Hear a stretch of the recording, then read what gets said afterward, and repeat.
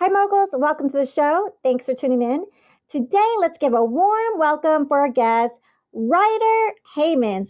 Ryder is a film writer, director, and producer for his own freelance production company, Ryder Die Productions. And on top of that, he's also an investor and entrepreneur of various opportunities that come his way. And today, we'll be talking about his coming of age horror comedy titled A Nighty Night, currently in development, as well as past projects ready to hit the film festival circuit. And he's also doing a crowdfunding.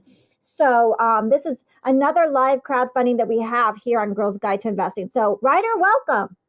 Oh, well, thank you, Marilyn. It's really good to be on the show right now. And I'm super excited to talk about this project because it's going to be super fun. And I'm sure that we're going to have some people interested. So first of all, I wanted to talk a little bit about myself. Yes, I am a film director, writer, and producer.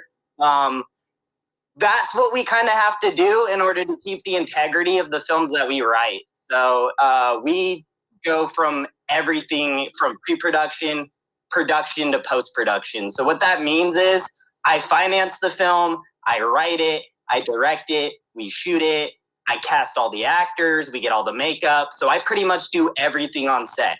And the joke that I have with my production company is it's called a Ride or Die production because I do everything and then it kills me doing it. Yeah. Independent filmmakers, we have it it's very hard. Like you got to write, direct, produce. I was my own AD, my own casting director, my own caterer. I had to watch the props. This lovely prop guy who was an ex-cop gave me $1,000 worth of guns and equipment and sheriff badges and uniforms. It was a big project to watch that much of wardrobe. It was a huge task. And also, I didn't have permits. And then when people gave you like cars or homes, you're just like, nobody ruin anything. I hope nothing breaks. So, yes, so I'm with you. And also, Ryder, everyone's like, well, this is Girls Guide to Investing, which we have 70% male listeners. And this is for people to learn about, beginner investors, intermediate investors, or people just like to know about investing. So how'd you learn about investing? I'm sorry, you cut out just for a quick second. Can you repeat that question? Yeah, how did you learn about investing?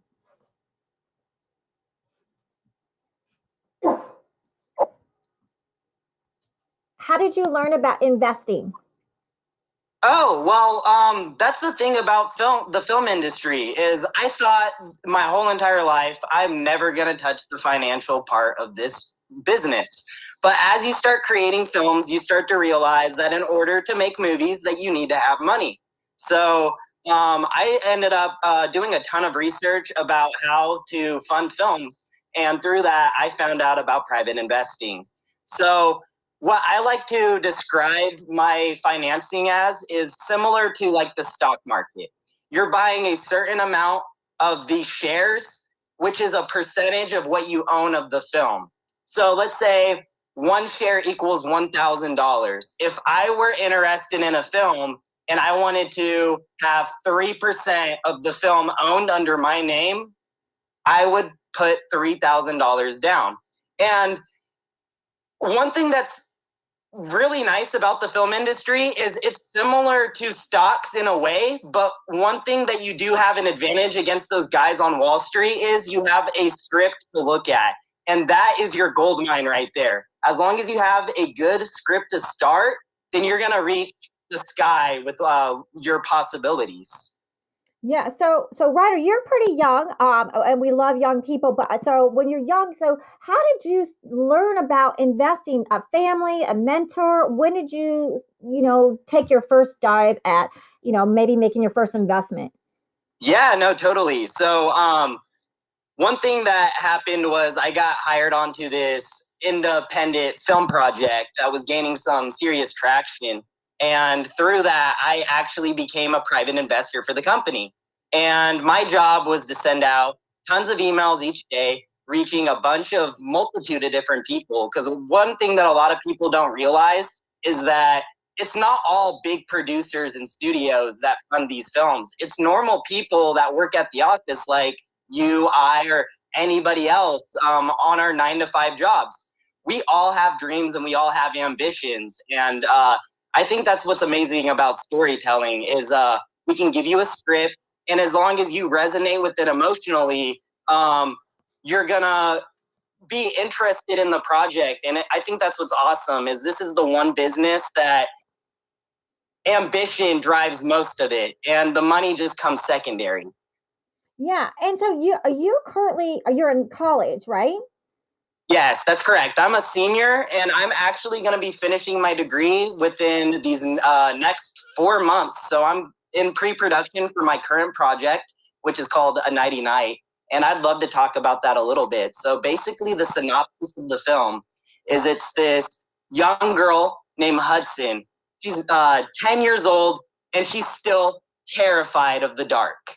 And she comes to the story is about her coming to the conclusion of her parents taking away her nightlight, and now she has got to grow up. But there's one slight problem. The boogeyman is out to get her. So now she's got to stick out of the shadows to survive the night. And she's got to face an even greater challenge. That's convincing her older brother, Oliver, to beat him up. But that's only if Oliver can stop messing around. So what's really cool about this film is we're dealing with an unreliable narrator, and we're allowing fantasy and imagination to control the story over reality. So it's the idea of when is the appropriate time for us to ever grow up? I love that. According to Peter Pan, never, never. Yeah, no, and that's what's now that you mentioned that, we actually have a really grounded part of that story that's based off of Peter Pan. We got the little like silhouette of the monster moving stuff around on the walls. He's creating chaos and terror inside this child's heart. And what I think is really cool about this film is it's not completely spooky, and it's not completely melodramatic. So we have really dark, creepy fantasy moments, but then we have these really grounded, like comedy sketches between the dynamics of the older brother and the younger protagonist. And it's really fun, and it's super ambitious. We actually just spent 4,000. It'll be 5,000 when we apply the makeup for our monsters. So we got full prosthetics, and we're completely invested in this film. We're going knees deep in it. And it's going to be a feature film? It's actually going to be a short film, and it's going to be about 15 minutes long. It will be a high budget short film though. But the goal is we want to take this short film, and we want to we're doing what we call a proof of concept. So we show these big executives at the film festivals that we can tell a story, we can make people feel a certain way, and we can execute a vision that we set out to do. And if we're able to do that, if a big producer stumbles upon the film and they like it, then they can buy the rights, and we can write them a full-length feature, which we are already in the pre-production process for that as well. Oh, that's great. And so, so you're at college, and where are you streaming at from live today? You're in Los Angeles, right? Yes, I'm in the Valley, San Fernando.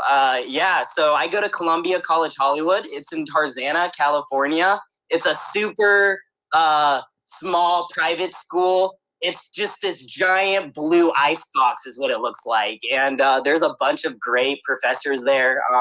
I've dealt with more than a few professionals who's had their hands dipped in many different projects with a lot of great talent that we would all know. Some like Kevin Spacey, Paul Thomas Anderson, who else?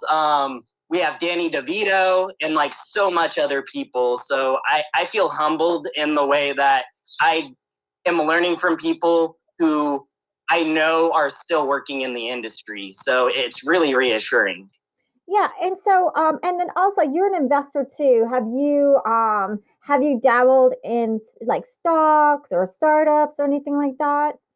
Yeah, I've dipped in stocks. The thing about it is when you're making films, especially in the middle of production, all of your money is being invested into that.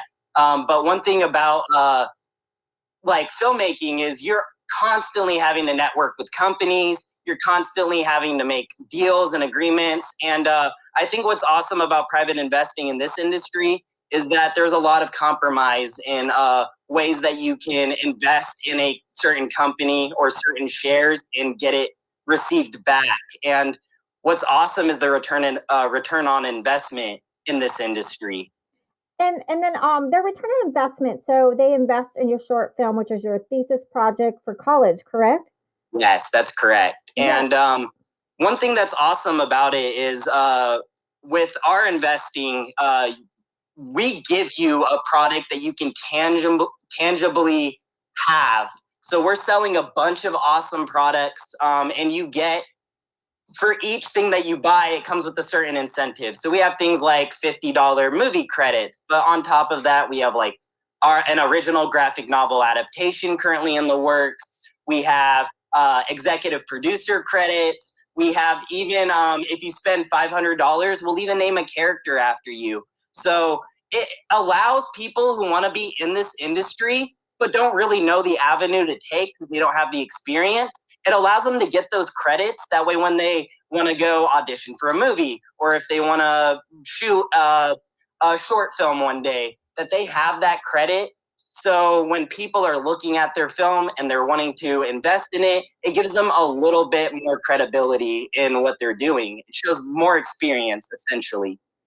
And then can you explain to people, and like once again, I'm not a licensed broker, we're not giving any advice, but can you explain to them you are actually doing an Indigo crowdfunding campaign for your thesis film at college, right? Yes, correct. So it's similar to Indiegogo and Kickstarter. It's a campaign website.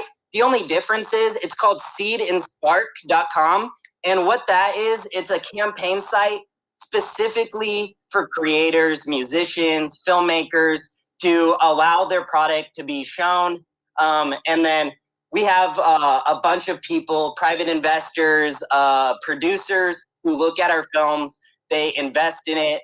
They get super excited with the campaign videos that are currently out.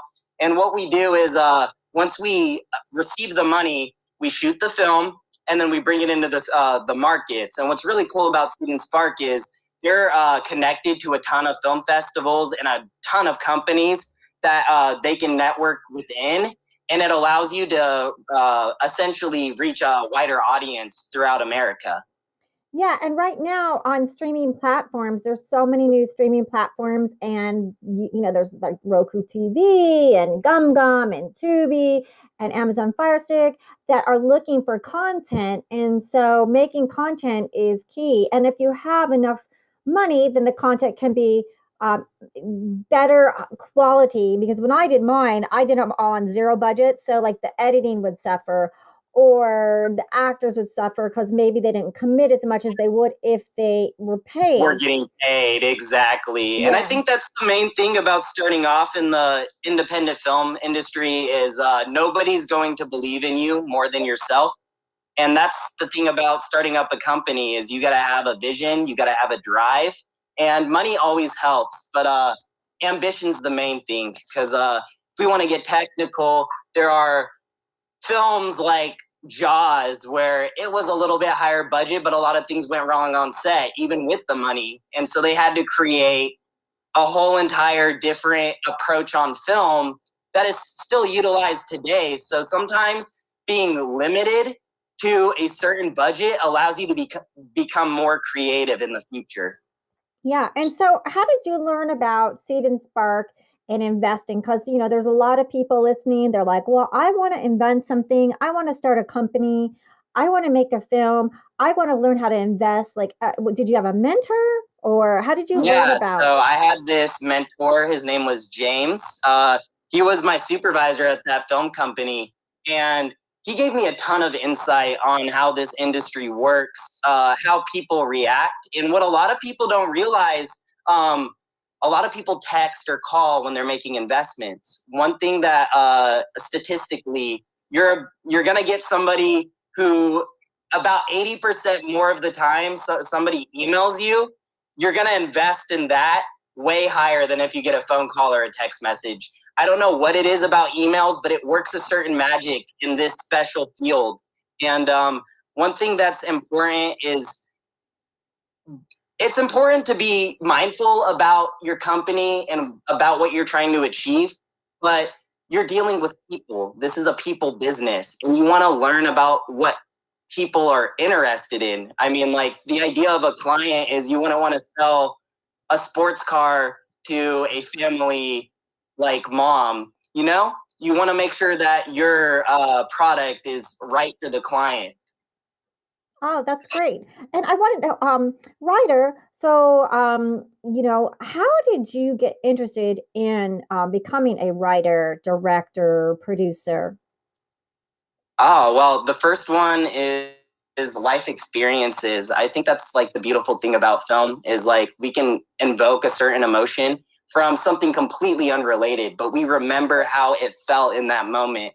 And what I try to do is I try to create these certain I try to create emotions that's happened through past experiences of mine. So what's really cool about this film is the inspiration came from the inspiration came from an experience that I had when I was a child. So I woke up early. I always woke up early because I was obsessed with MTV music videos. I had to watch them. I Oh, always yeah. loved film, always loved music, been obsessed. So I used to wake up at like 4:30 in the morning. I'd get showered and I'd sit on the couch for about 2-3 hours watching TV before school.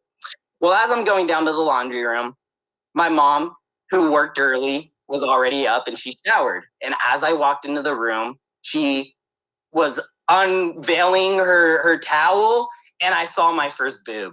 Did it scar me? Just a little bit. But one thing that happened was I felt that emotion and it resonated with me. So now we're looking at 13 years later, and that emotion still stuck with me. And I took that and I wanted to mix it with real life traumas and dark fantasy elements and create this really unique story about the idea of like your childhood traumas never truly escape you, but it is something that you can laugh about at the end of the day. Yeah, I mean, it's like, whoa, yeah, and if you're ever in a bathroom at a restaurant and someone opens the door, and you're like, ah. Yeah, you're like, oh no, I can't unsee that.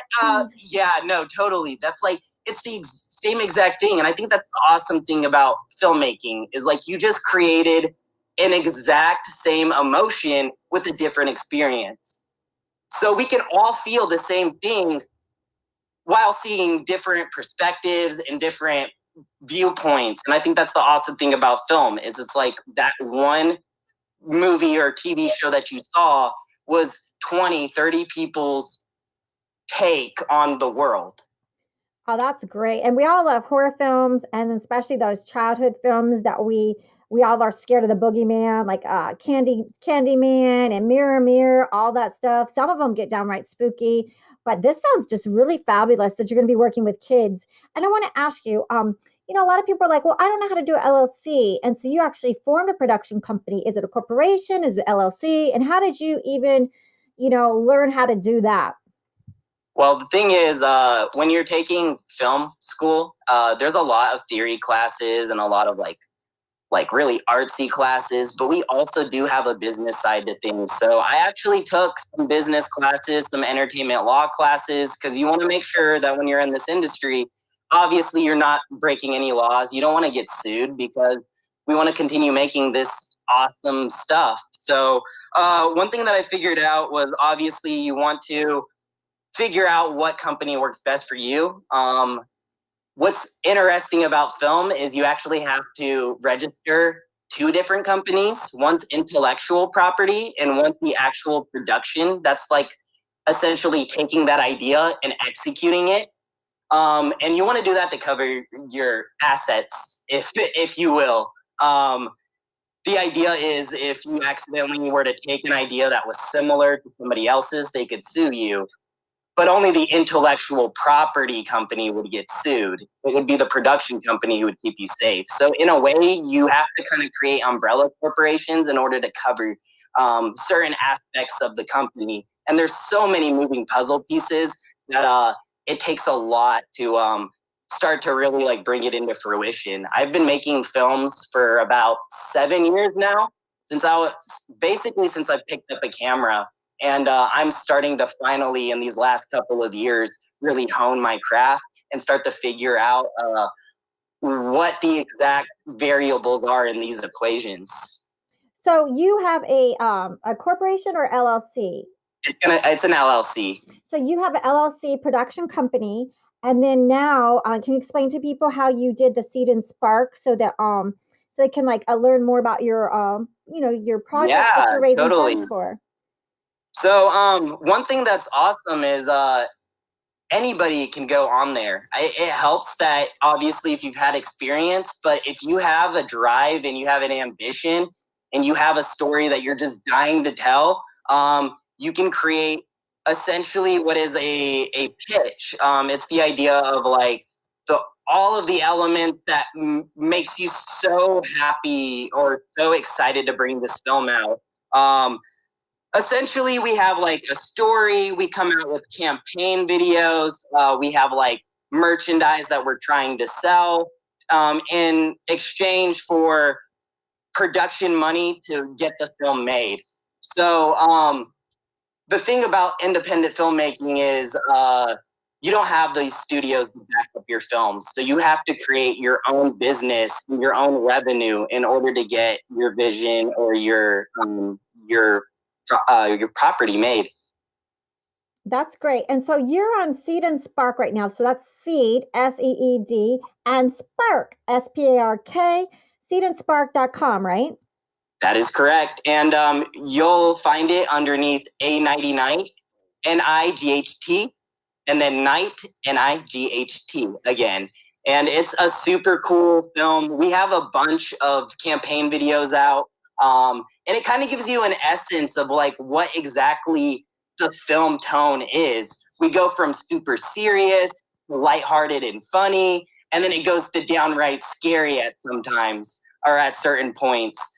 And we really are having fun with this campaign. And the only thing that's a con to these campaigns is you have only a limited time to do it. For us, we have a little bit over a month, and we are kind of closing in on that campaign. We have a little bit less than 2 weeks. So we still have a ton of work to do, but we feel confident that we're going to make this happen.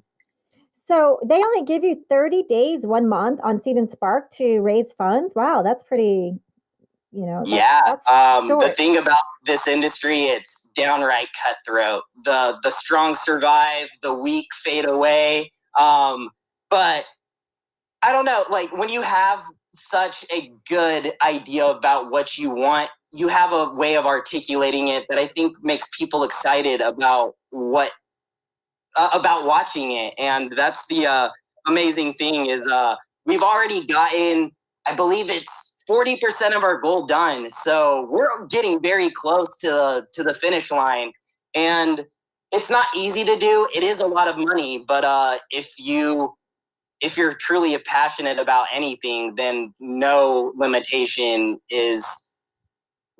there's no limitation when it comes to this stuff. Like ambition is key.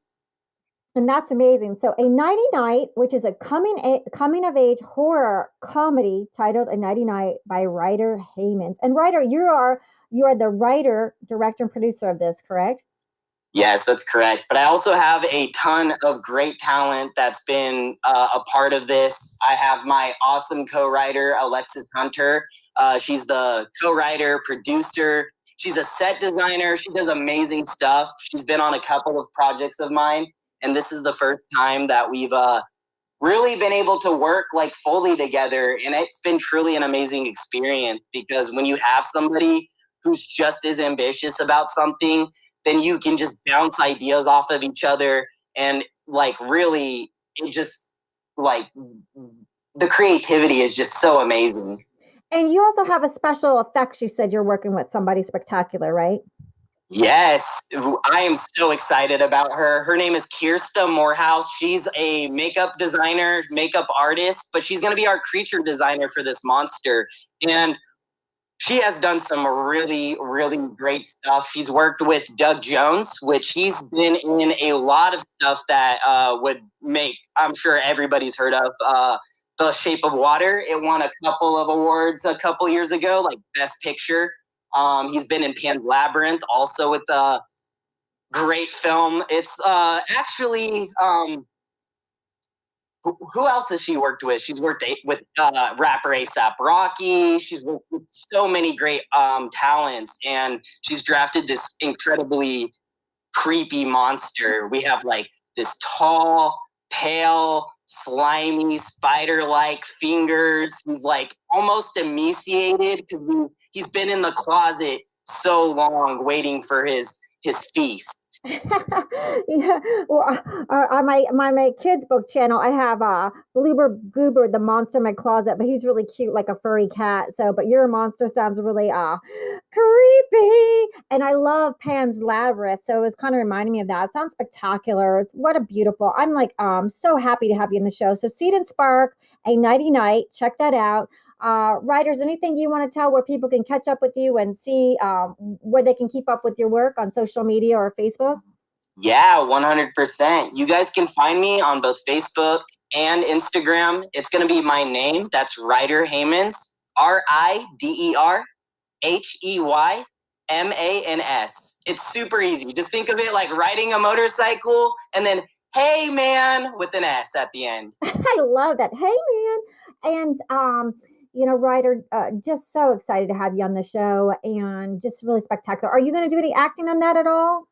You know, I'm not going to be doing acting on this one, but just a couple of days after we wrap this production this month, I'm acting in this amazing short that's called Get With The Times. This creator, Natasha Wappel, she is truly an auteur when it comes to this stuff. It's a truly remarkable piece. And that is also on Seed and Spark as well. You guys should go check it out. I'll be playing this pretentious radio DJ, super modern and hip. And hopefully I don't do such a good job that you guys hate me as a real person. Yeah. And so you've raised 40% of your funds and you have 2 weeks to go. So I do hope some of our listeners might check you out on Seed and Spark. And I think you're well on your way to getting your budget for your thesis for your college. 100%. And the thing about it is, guys, just go check it out. Like you guys don't have to obviously make a pledge to be interested in. Obviously, it helps a ton. And any money that you throw is going to go 100% into the film. But just giving a follow and looking at the updates that's currently going on almost every single day, and then just sharing with your friends and family, because we all want to watch great stuff on television, and that's what I'm trying to achieve. And I want to do stuff that's original, it's fun and fresh, and we're done with the reboot part of Hollywood. So you're welcome, America. Yeah, have some original product. Yeah, because like I did a spoof on like Rocky 23. Like they were doing the sequel to Rocky, like because they keep making sequels and sequels. Oh, 100%. And now it's going to be Creed 17. And so hopefully that some new people like Ryder Heymans and also myself, that we get in there, that someone will really like support us. So really, if you want to check out Ryder Heymans' project, Nighty Night Night at Seed and Spark, I just want to say thank you so much for Ryder for being on the show. I also want to invite you to Film Addicts when you have a second too. We have some great guests on Film Addicts podcast, and just want to thank all our listeners, all our moguls. Yes, thank you, moguls. I truly appreciate it, and it's people like you that make the movie magic happen. And it seems like we all say that, but it is 100% true. If you people weren't there listening, watching, then we wouldn't have something to create. And I think that's the amazing thing is we all get to come together for a short moment of time,